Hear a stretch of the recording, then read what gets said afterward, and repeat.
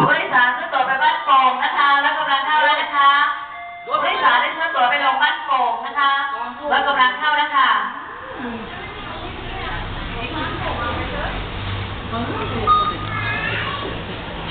ทางผู้โดยสารที่ติดขอบชานชาลาโปรดระมัดระวังขบวนรถเร็วขบวนที่170ที่กำลังเข้าเทียบในชานชาลาทางที่1ค่ะ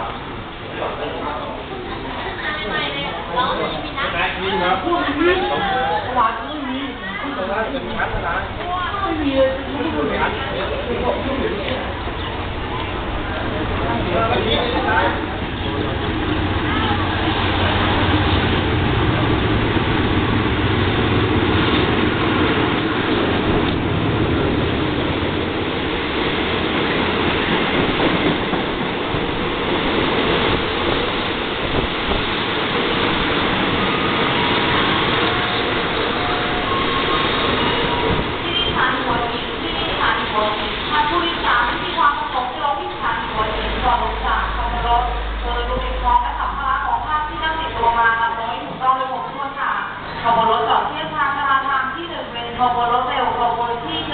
170สำหรับส่งท่านผู้โดยสารที่สถานียะลาไปค่ะสถานีกรุงเทพค่ะ